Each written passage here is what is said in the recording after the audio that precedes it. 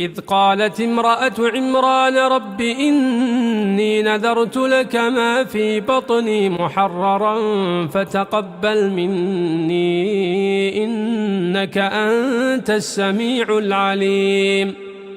فلما وضعتها قالت رب إني وضعتها أنثى والله أعلم بما وضعت وليس الذكر كالأنثى وإني سميتها مريم وإني أعيدها بك وذريتها من الشيطان الرجيم. فتقبلها ربها بقبول حسن وأنبتها نباتا حسنا وكفلها زكريا. كلما دخل عليها زكريا المحراب وجد عندها رزقا قال يا مريم أنى لك هذا؟ قالت هو من عند الله إن الله يرزق من يشاء بغير حساب. هنالك دعا زكريا ربه قال رب هب لي من لدنك ذرية طيبة إنك سميع الدعاء. فنادته الملائكة وهو قائم يصلي في المحراب أن الله يبشرك بيحيى مصدقا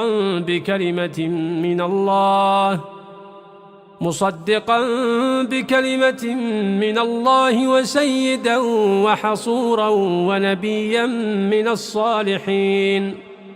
قال رب أنى يكون لي غلام وقد بلغني الكبر وامرأتي عاقر؟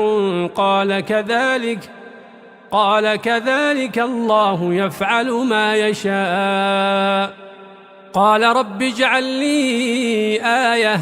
قال آيتك ألا تكلم الناس 3 أيام إلا رمزا واذكر ربك كثيرا وسبح بالعشي والإبكار.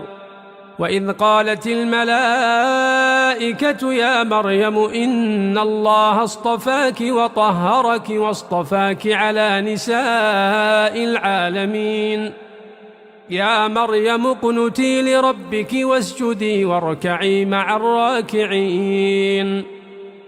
ذلك من أنباء الغيب نوحيه إليك وما كنت لديهم إذ يلقون أقلامهم أيهم يكفل مريم وما كنت لديهم إذ يختصمون. إذ قالت الملائكة يا مريم إن الله يبشرك بكلمة منه اسمه المسيح عيسى ابن مريم وجيها في الدنيا والآخرة ومن المقربين ويكلم الناس في المهد وكهلا ومن الصالحين. قالت رب أنى يكون لي ولد ولم يمسسني بشر؟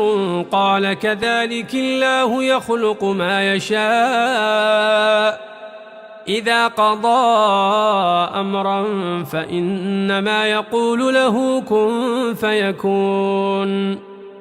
ويعلمه الكتاب والحكمة والتوراة والإنجيل ورسولا إلى بني إسرائيل أني قد جئتكم بآية من ربكم أني أخلق لكم من الطين كهيئة الطير فأنفخ فيه فيكون طيرا بإذن الله وأبرئ الأكمه والأبرص وأحيي الموتى بإذن الله وأنبئكم بما تأكلون وما تدخرون في بيوتكم إن في ذلك لآية لكم إن كنتم مؤمنين.